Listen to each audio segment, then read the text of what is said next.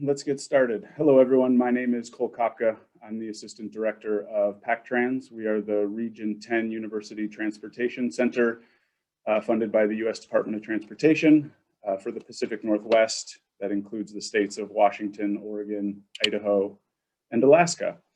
Thank you for joining us for our webinar today. Before I introduce today's presenter, I wanted to give a few quick comments about the different functionalities that you'll see when using Zoom if you're not familiar. Today we have the Q&A box and the chat function both available to you. We would ask that you use the chat if you need to communicate with Amanda or myself during the presentation, and then really direct all of your questions to the Q&A box. You'll be able to see other questions that people pose in the Q&A box, and if you see a question you really like, you can click the thumbs up on that question and it will upvote it. That allows us to kind of rank the questions by what people are most interested in hearing about when we get to the Q&A portion after Amanda's done presenting. And so we will do about a 40-minute presentation and then leave time at the end for discussion. You're more than welcome to post your questions in the Q&A box as the presentation is going on, but we probably won't get to them until the end. So with that, I will introduce today's presenter. Amanda Holland is the Acting Commissioner at the Alaska Department of Administration. She has 12 years experience in the Alaska Department of Transportation and Public Facilities, where she served as the HR Manager, Administrative Services Director, and Deputy Commissioner. She championed knowledge management, strategic workforce management, leadership development, and engineering automation while with the DOT. In 2015, she launched a leader development program that has been recognized by AASHTO and the Transportation Research Board.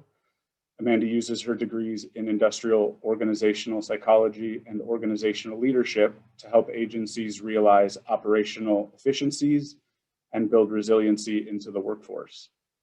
Workforce readiness, the integration of data, knowledge, and workforce management, the future of work, and healthy work environments are the cornerstones of Ms. Holland's research focus. So with that, I will stop sharing my screen and invite Amanda to come on and give her presentation. Thank you very much and good morning. I'm going to share my screen and show the presentation.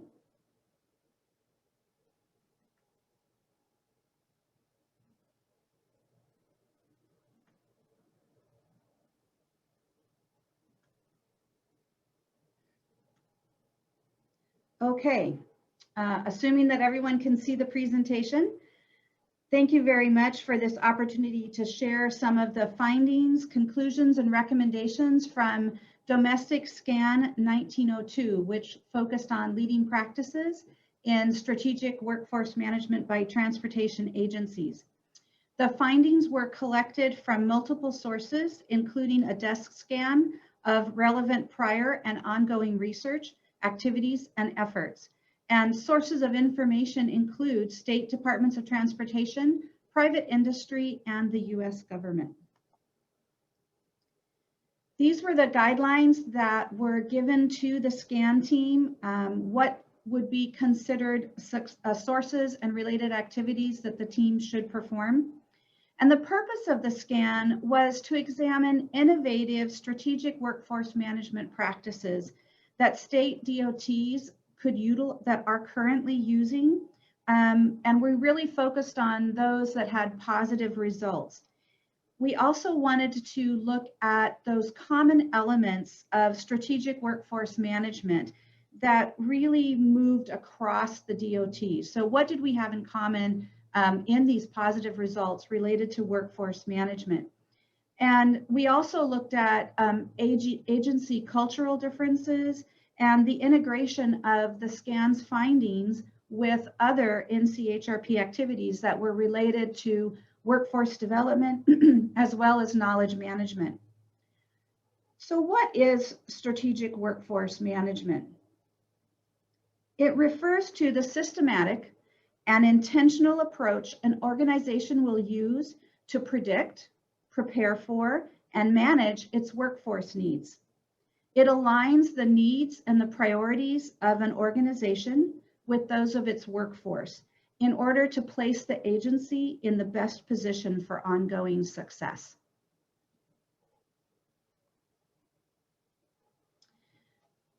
The scan was also expected to identify activities that DOTs could adopt and implement quickly. And so we really wanted to make sure that we focused on workforce management activities that also might be applicable across as many DOTs as possible.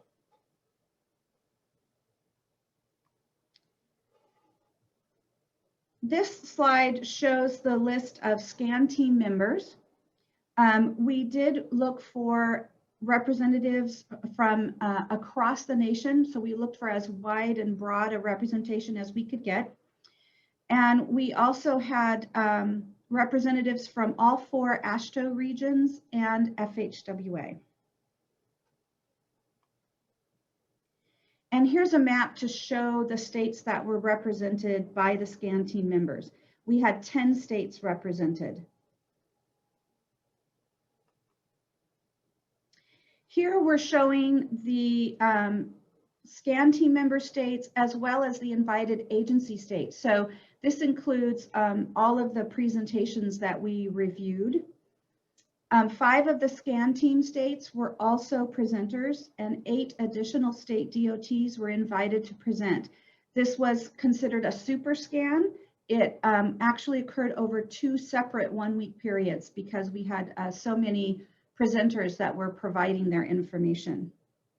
We heard from 1 federal agency and 3 private companies during the 2 one-week sessions. One was held in person in March of 2020, right before COVID restricted our travel and movement. The second one was held virtually in October of 2020. Here is the information that I'd like to share today in the following slides about the scan, and then if time permits, I'll share a little bit more information about the concepts surrounding workforce management and some of the science and research that helped create the foundation for the scan teams amplifying questions as well as the results that we are reporting.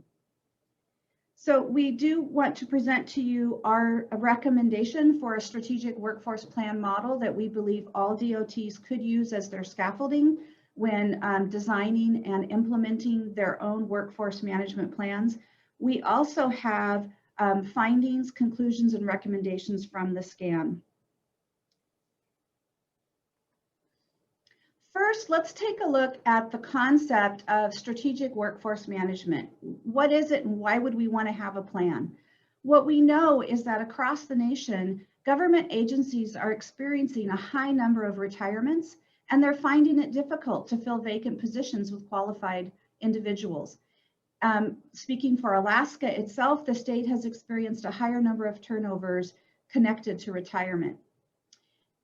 And when you have strategic workforce planning, it's an attentional approach and a comprehensive look at your entire workforce experience. So what is that employee journey, so to speak, from the moment they even think about applying for a job to when they know it's time for them to move on, whether it's because of retirement or a promotion, or that maybe they're doing a career change or something like that.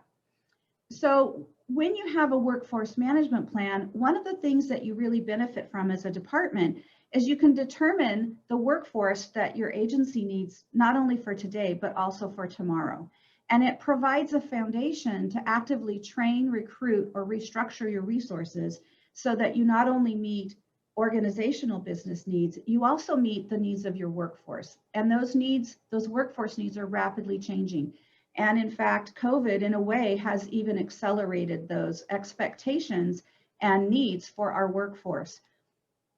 For example, we have they're just starting to study what happens to employers when they ask employees to come back to the work site if those employees have been teleworking for over a year. And they're anticipating there probably will be an attrition rate associated with the request for employees to return to the work site. So there's a lot of change in what our employees are expecting from employers. And that will impact how successful we can be in recruiting and retaining qualified individuals to help us meet our missions at the DOTs.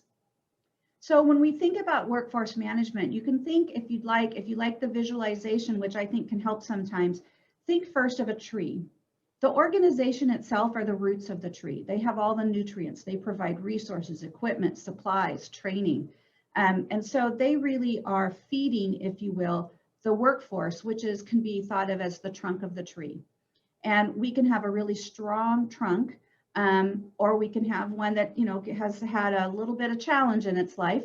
Either way, the organization really impacts the health of that workforce or the trunk of the tree. When we look at workforce management, we can think of the different elements of workforce management as the branches on the tree. And, as we all know, you can have a healthy tree, even if it loses a branch, it can still be healthy. Our thought here is that with a really robust workforce management plan, you can have as many branches as possible to really support the health of the tree. And inside each of those branches, we have the leaves, and the leaves are the particular activities that an organization participates in to support the element or the branch of workforce management that we're focusing on. So what would some branches look like? Here's an example of what different branches in a workforce management plan could represent. You could have employee recognition, modern work environment, succession planning. You'll notice the workforce forecasting has a smaller branch. You can even use these types of visuals to show, here's a brand new section. Maybe your workforce forecasting is just getting started, so it's a smaller branch. And your employee wellness and engagement is your largest branch, and it's the strongest branch. So this is a nice way to just at a glance share the concept of workforce management and how it all works together for that really strong workforce.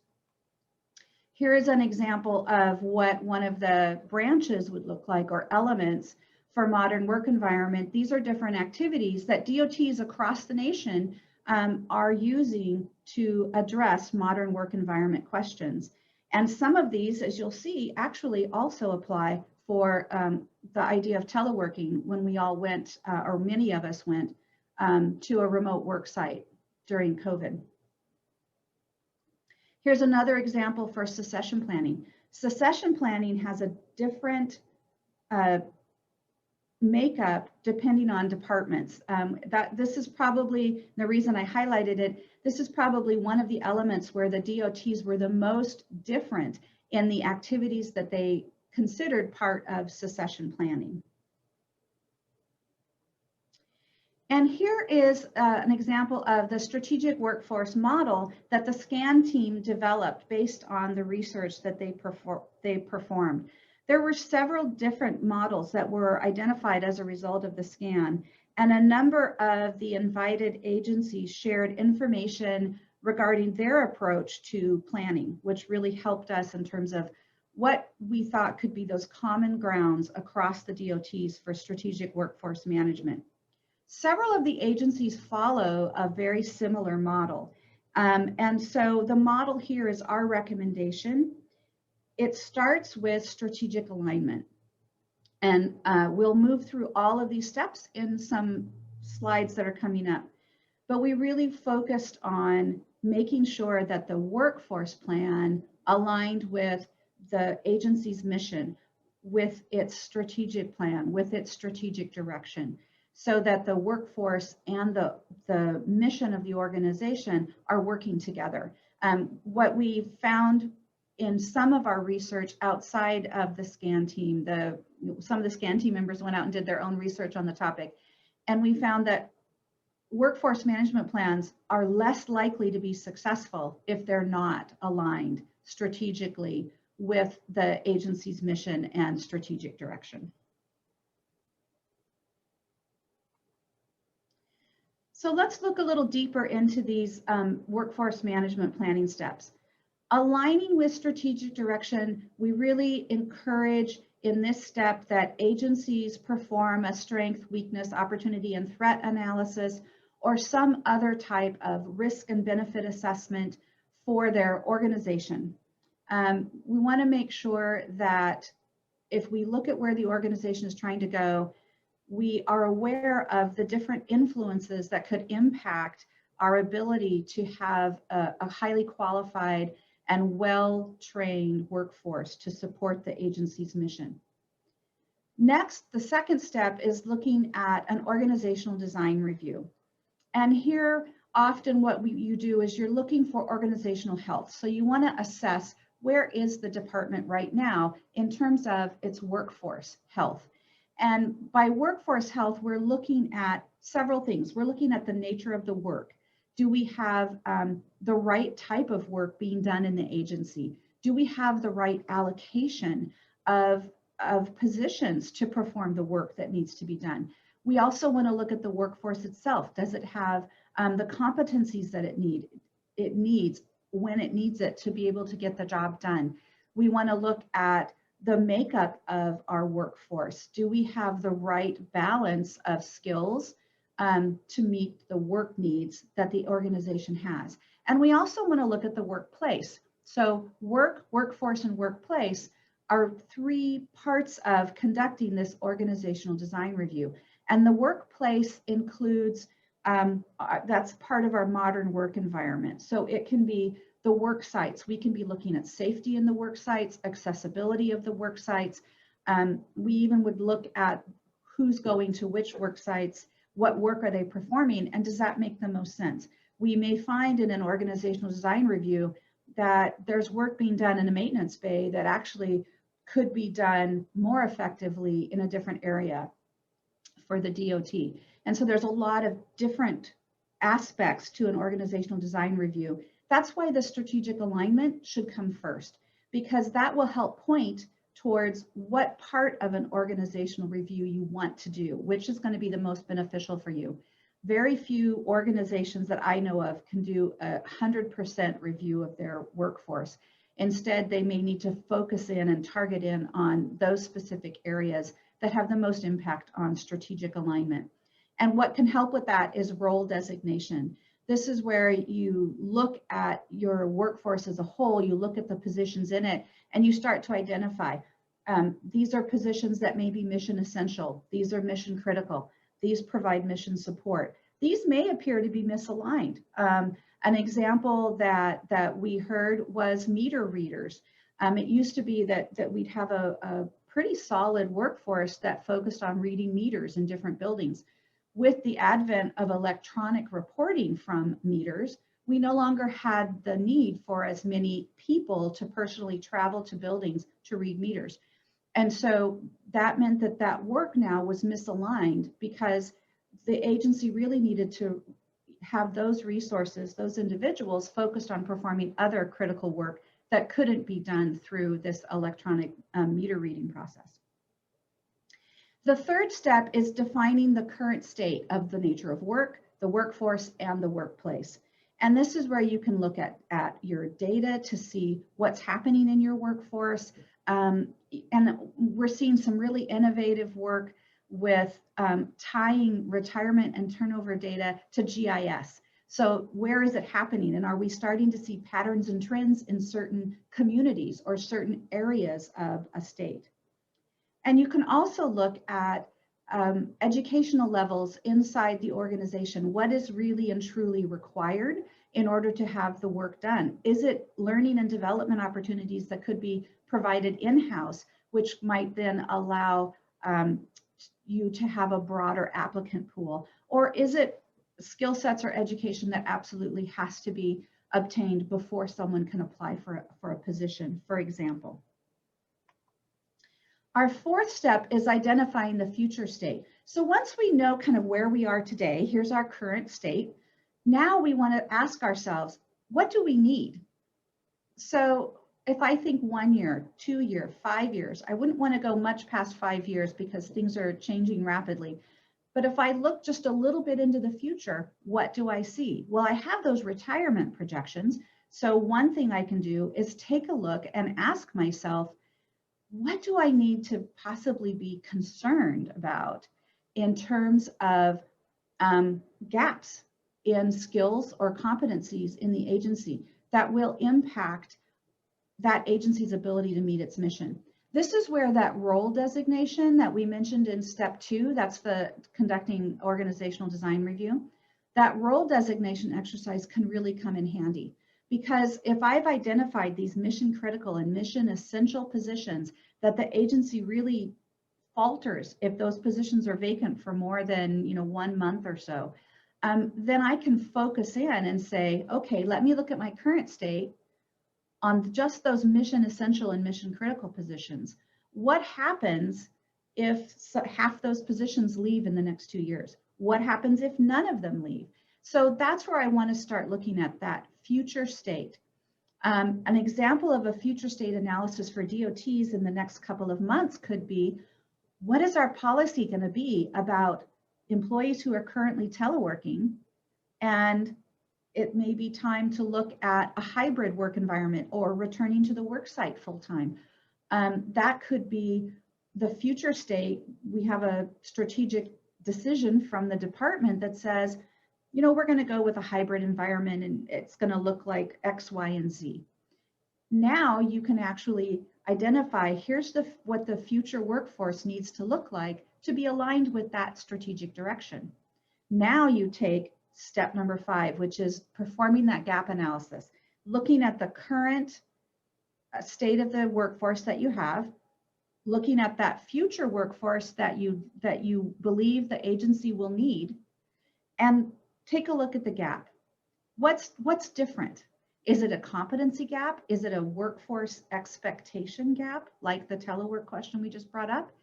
Is it a resource gap? Maybe we don't have the equipment that we're going to need, or maybe we have a future work that we believe we're going to be doing in autonomous vehicles or connected vehicles, but we don't quite have that ready yet. Well, how do we get there? And what does our workforce need to be able to do or learn in order to help the agency get where it needs to go?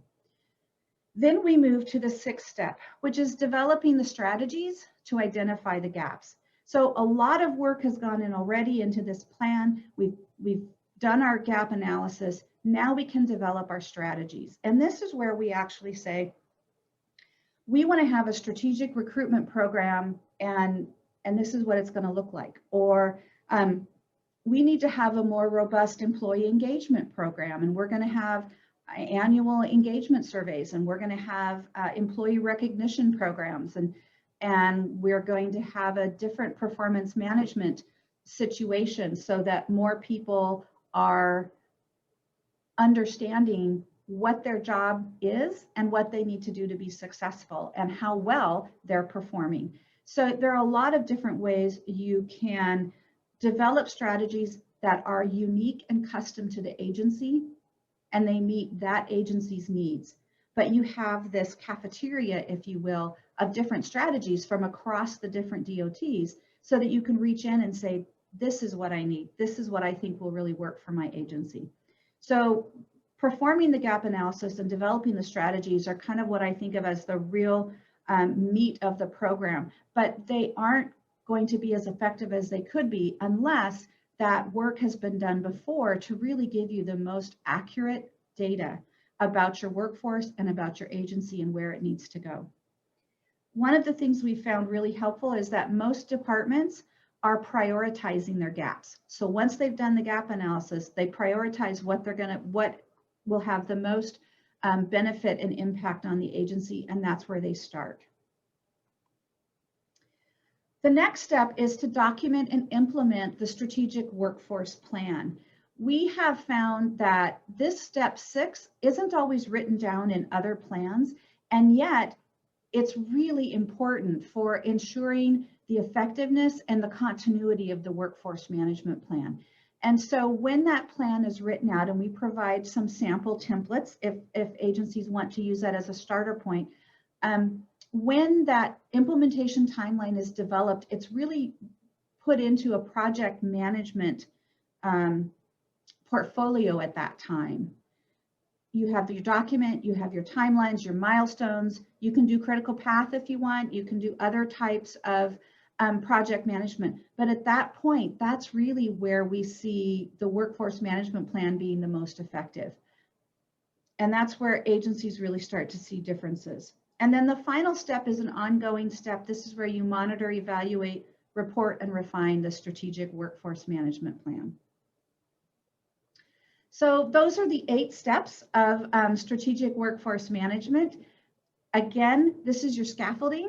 And so what the report will show is that there are lots of different ways to use all of those steps. There are lots of different tools that you can do inside each of those steps. And that's what the report also shares. Some of the findings that we want to share right now is the first thing is no one size fits all. We really do believe that there are some basic steps that you follow, but workforce management is most effective when it's custom to the agency's needs. And there is a large change management effort that is associated with workforce management because we are asking people to upskill. We're asking them to maybe change the way they've been working or change the work they've been doing in order to help them in their career and to help the organization meet its goals. 2 different states started their workforce management plan through a peer exchange with another DOT that already had a plan, and that appeared to be extremely effective. And we do know that technology is really impacting what a workforce management plan will look like and what it needs to consider when it's being developed. Key metrics are so important for a plan's success. We need that dashboard. We need to be able to show through data how the workforce management plan is performing. And many states with effective plans involved employees from across the agency. You know, the best ideas often come from the people who are right there doing the work. And so departments who reached out to those individuals had a much higher level of success. Developmental readiness is tied to learning agility. And what we know is that adults learn better and they grow more when they are ready to develop. And so one of the private companies gave us a lot of science and data to show how focusing on developmental readiness in your workforce can have an exponential benefit in terms of letting people really grow into those stretch assignments and into new roles. And leadership really is key. Workforce management plans with leadership support seem to be more impactful and to be last longer. They're sustainable. The modern work environment, we want to also think about how we recruit and engage individuals. So it's not just showing that we're flexible in the workplace and that you can telework sometimes, or you can work the weekends and have weekdays off. It's more than that. It also really impacts the way you market your department to potential applicants and the way that you engage employees and give them growth and learning opportunities. One of the engineers who was on the SCAN team drew an analogy that we thought really resonated with us, and that is workforce, if you think of it, is an asset. And so if we approach workforce management with an asset management view, that can really help us create the opportunity for our workforce to learn the skills and competencies that it needs in order to be successful now and in the future. Here, I'm going to show just 3 really quick success stories. Georgia is doing some great work on workforce data analysis, and this is just a quick example. They, when they're looking at retirement projections, they not only look at numbers, they look at location and levels in the organization. And it lets them, like I mentioned earlier, identify some of those patterns and trends so that they can actually be actively managing the workforce to mitigate the impact that a retirement can have on a region or a district inside the state. Minnesota Department of Transportation has created a career pathways program. They completed an organizational modernization and workforce assessment. The results then served as the foundation for their strategic workforce management approach. And their activities focused on recruitment, retention, vacancy management, and a greater emphasis on workforce planning in general. And so they've had really great success. They do employee resource groups to gather information, and they have a really active youth program to bring interested individuals into the DOT community from the get-go, so that they have a higher level of applicants from groups of people that they didn't normally see applicants from in the past. And then finally, WSDOT has a pretty robust workforce development and workforce performance system. If you go online, their HR director, Jeff Pelton, has a lot of his information available online. And their goal for workforce development was to be an employer of choice and to have that modern work environment. And WSDOT really is leading the nation in terms of looking at modern work environment. They also have a really strong employee engagement survey program, and their most recent survey results showed that 76% of the respondents are satisfied with their job, which is a really great affirmation of the work they're doing to keep their workforce engaged, to provide job clarity for workers so that they know they're doing what they need to be doing, and that what they're doing is the most important work they can be doing for the agency. So what are some of the conclusions that we pulled from the scan? We know that leadership is really important. And we really believe that having that scaffolding, providing those basic elements of the plan, has a big difference on the impact. So we saw lots of DOTs had a robust recruitment for engineers, or they had a great learning program for their highway technicians and equipment operators. We didn't see as many DOTs that had that intentional, comprehensive plan that really allowed the department to maximize or leverage the resources that it had. Our other conclusion is peer exchanges. We do believe those are really beneficial in getting that plan started the first time through. And some of our workforce plans that were really effective had internal and external focus. And so that's something to think about as well when preparing to develop this plan. We know that data-driven decision-making really helps the strategic workforce initiative be effective and aligned with the strategic plan. And so we really champion people analytics or workforce data analytics.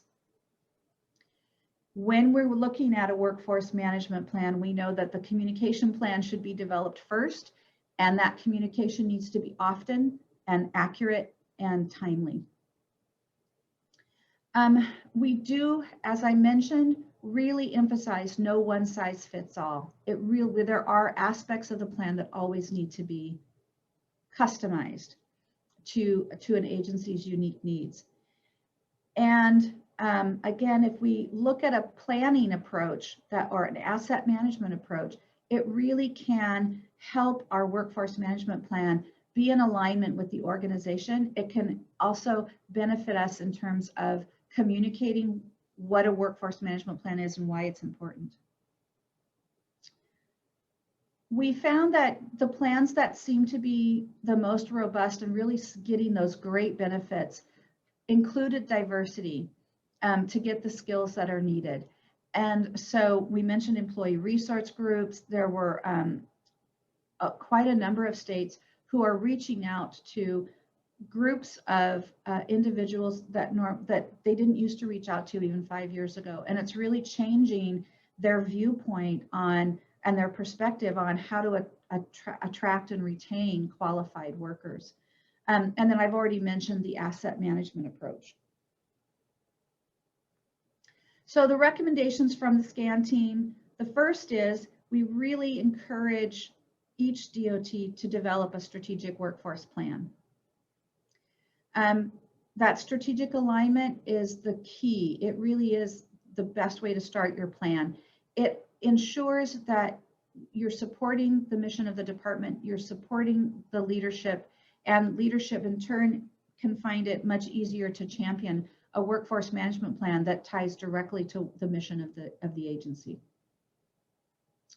Another recommendation from the SCAN team was to look at ways to find external resources that could support developing workforce management plans across the DOTs. How can we help DOTs get resources they may not currently have in order to allow these workforce management plans to be developed?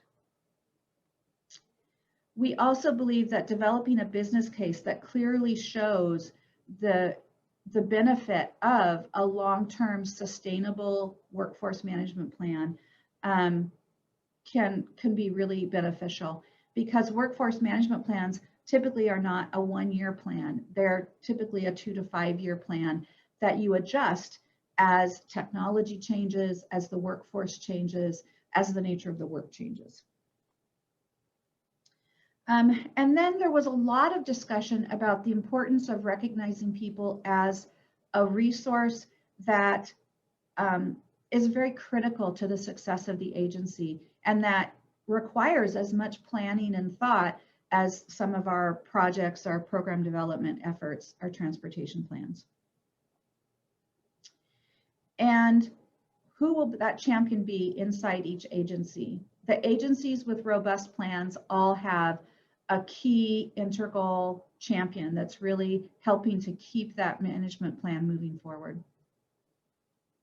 And finally, we're recommending that AASHTO establish some type of task force or subcommittee that can focus on workforce management.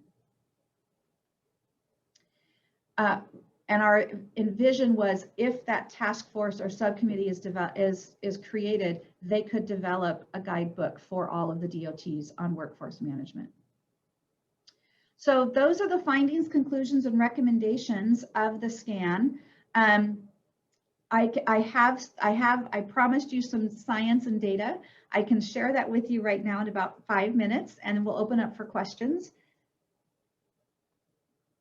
So we mentioned workforce readiness at the beginning. Something really important to remember is that we always are having to prepare for the future. Not only do we have to take care of the fires of today, we have to be thinking about what comes next and how do we prepare for that.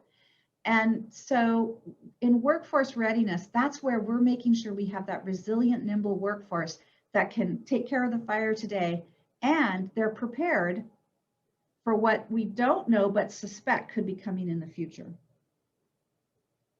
Here are some of the ways we predict what's coming in the future. For workforce demographics, we know that the largest, fastest growing segment of the workforce in the United States are the 50 to 65-year-olds. And so that means we need to think about that for our future workforce. What does that mean in terms of workforce expectations or resources and training and growth opportunities that we need to provide? And all of this information is from the US Bureau of Labor Statistics.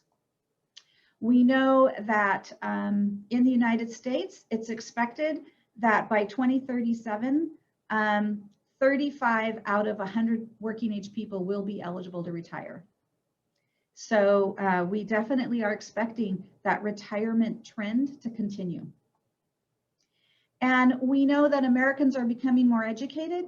Unfortunately, from my viewpoint, they're not growing in engineering or in science and math degrees. They really seem to be growing in other professional degree fields. And so that may provide even more challenge for us when we're looking for those PEs and architects, surveyors, some of our other folks that may require that additional education before they come to the agency.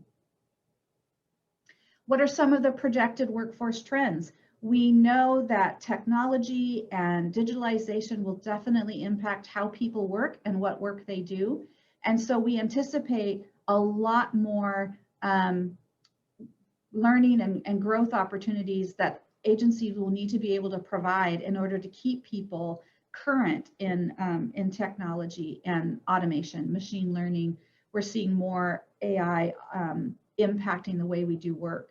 There's the gig economy. More and more people are interested in having their own jobs where they jump from job to job, as opposed to working 30 years or 40 years with one particular agency. And so that may change the way we look at how we recruit at the DOTs. Career employees are becoming less and less common. And so we want to be aware of that, because maybe what we want to do is have boomerang employees. So boomerang employees, they come to us, they work with us for a few years, they go out to another firm, or they go to a different company, and then they come back. And so we want to really think about how we can keep our workforce strong if we can't rely on people coming in and staying 30 years. What do we need to know about work itself? The science shows us that there are 5 factors of decent work, and employees are more likely to stay in a job if these 5 factors are met. And so it doesn't necessarily have to be their true passion if they have adequate compensation, access to healthcare, if the organizational values are in line with their personal values. So this is an important thing to remember when we look at who we can hire and how we can retain them. Are we providing an organization that has decent work elements in it? And then what makes people stay? We know these are the top 6 reasons that people stay with an organization. 6th in the most popular is fair pay. And fair pay is, from the perspective of the employee, is determined by those 5 factors. So I may be willing to take less money if those other 5 factors exist. And I think DOTs actually have the ability to provide a number of these. So all is not lost just because we don't pay the most, but we do need to care for the other factors that motivate employees to stay with an organization. And here are some of the workforce best practices we're seeing in the transportation industry. We really want to look at, how do I retain those qualified employees for as long as I'm able, right? We know that they may not stay for 30 years, but 10 or 12 years could be an awesome time for them and for the organization. And there's kind of a recurring theme, and that's with organizational learning or a learning culture. We really are seeing the workforce expecting an employer to provide ongoing learning opportunity throughout their time with that agency. And then just to wrap up, I have a list of resources. If anyone likes to dig a little deeper, I like to provide the science in case anyone wants to learn more. So I'm happy to share this slide set if people are interested. And with that, I will wrap this up. Thank you very much. Thanks, Amanda. Yeah, we actually did already have a question on sharing the slide deck and the presentation, and so we will definitely be in communication with people on that. We'll welcome our director, Professor Yin-Hai Wang, to the conversation for the Q&A.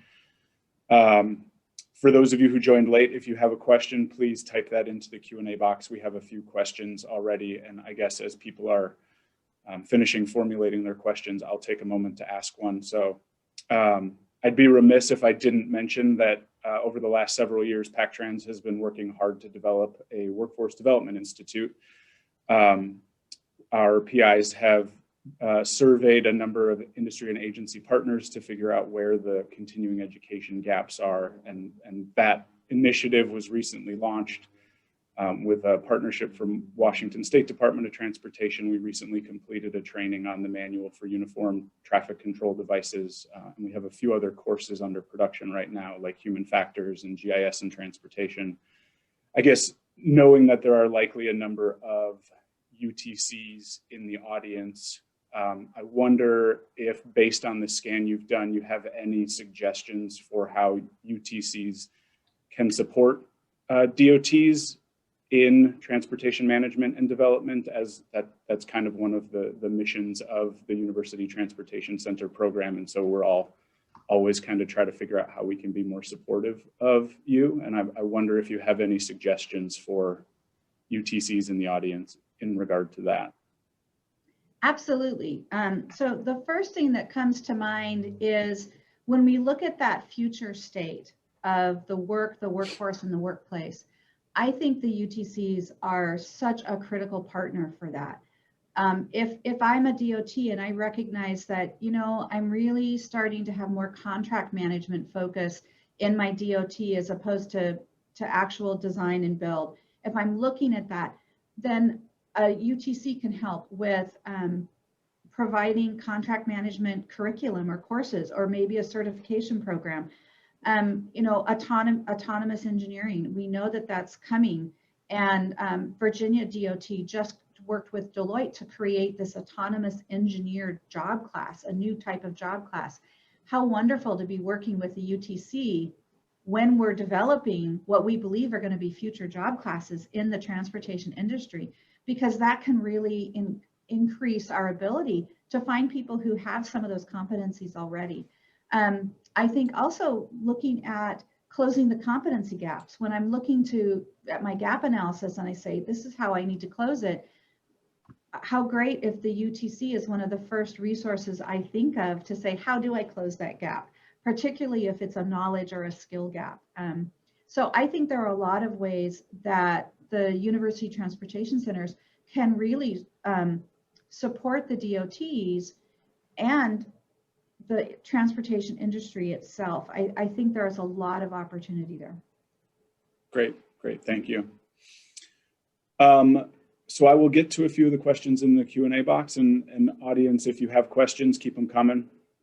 So with regard, so you were talking about the steps in the strategy. So in regard to the step 6 in the strategies to address gaps, is eliminating the gap a strategy? So for example, transferring responsibility to a different agency, outsourcing, et cetera. I love that question. I want to remember that question so I can add something in my next presentation. Thank you to whoever asked that. I think absolutely eliminating the gap is one of the most critical things we can do. And I'm interpreting that question as we see a gap, we ask ourselves, is it really a gap that we need to close? Is it a gap that's really still a part of the transportation industry for a DOT? And I think that's a super important question to ask, because it's really easy to find a gap that maybe it feels easy to fix, or it's really appealing, or it's something that just personally you've thought about for a long time, without taking that extra step to say, really, is it what we need for where we're trying to get to as a department? And I think that, here's an example, in Alaska DOT, we just don't have as many drafting techs. With AutoCAD coming in, with the way we do work now, that work has really shifted and changed. So we had a gap a few years ago because we were having difficulty hiring drafting techs and getting people up to speed in drafting. But when we asked ourselves, what's the gap we're trying to close, we realized it wasn't that we needed more drafting techs. It was that we needed to kind of rethink the way we were doing our work. And so I think it's really important to ask yourself, how do we eliminate the gap?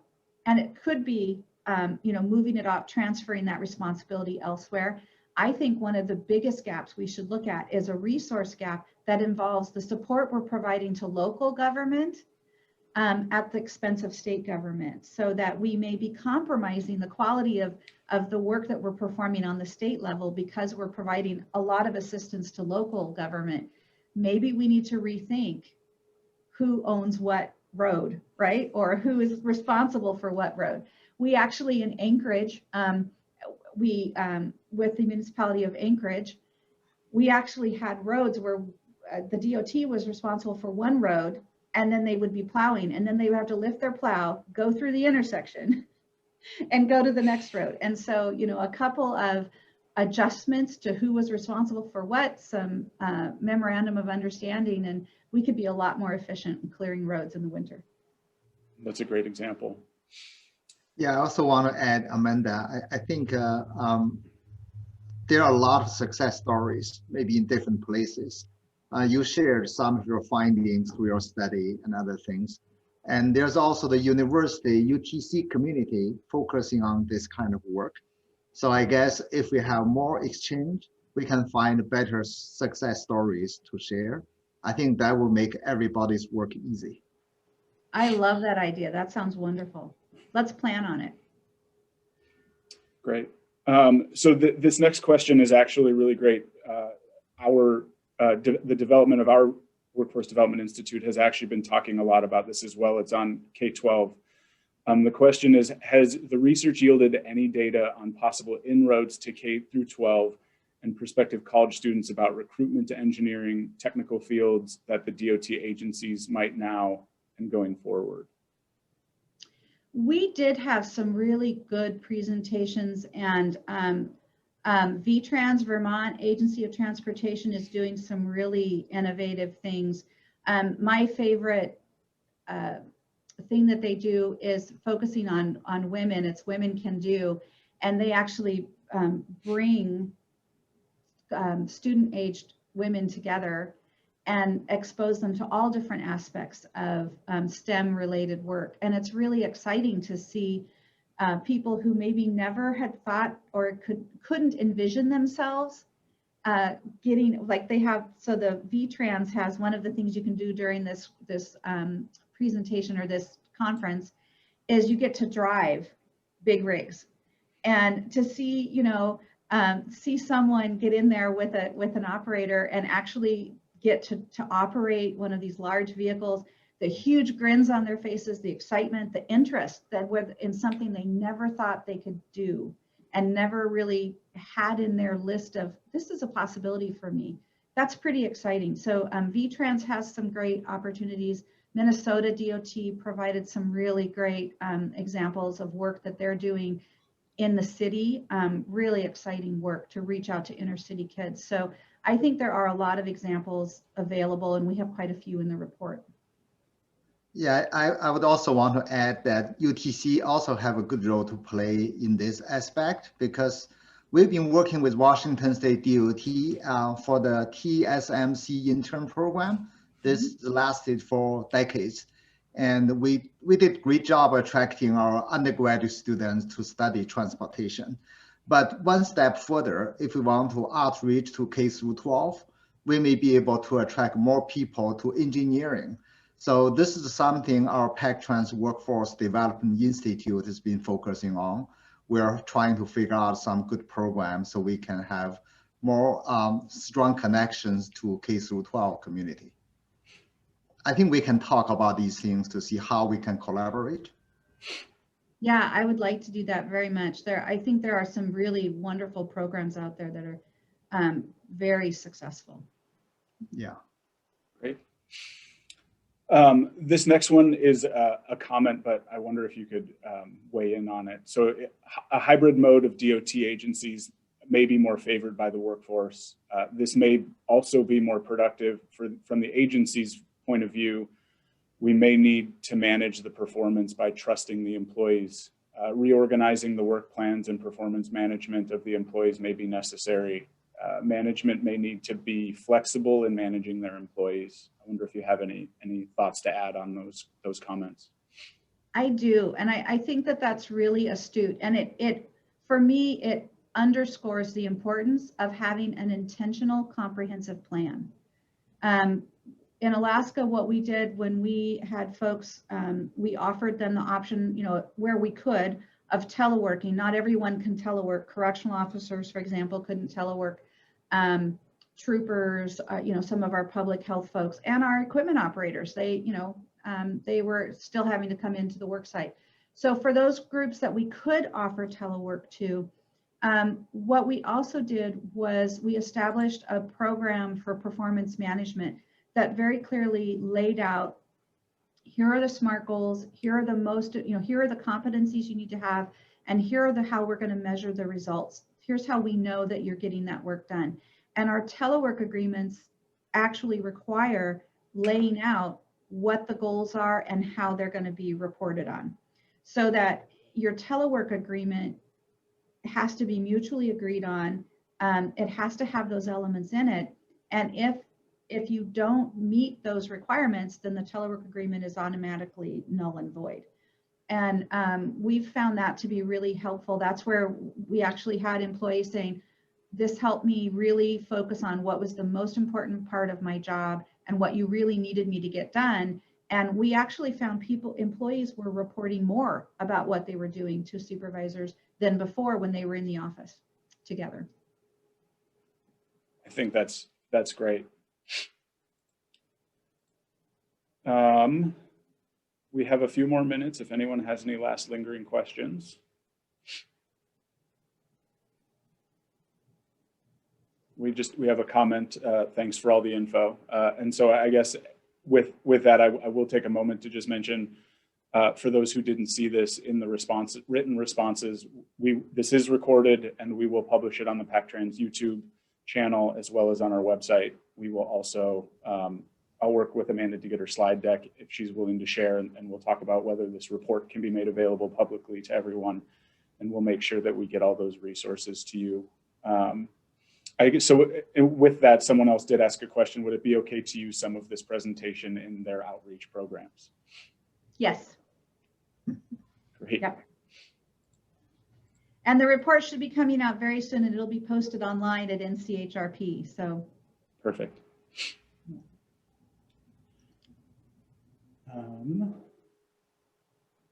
Washington, sorry, I'm just reading. We had a question. No, not a question, just a comment saying they look forward to the report. So without any further questions, I think we can conclude today's webinar. A huge thanks to you, Amanda, for coming on and sharing this scan. It was great, and just judging by the turnout, it's very obvious that we're all very aware of the workforce challenges that we're currently facing and that we will be facing in the future. And so we're all very appreciative that you've taken the time and effort to scan best practices out there and help everyone do a better job with this. So thank you so much for joining us today. thank you. And I'm happy to share information. This is one of my passion areas, so people should feel free to reach out anytime. Great. Thank you, Amanda, for the great presentation. Thanks a lot. Yeah. And with that, we'll conclude today, everyone. Thank you very much for joining. Thank you, everyone. Have a nice day. Yep.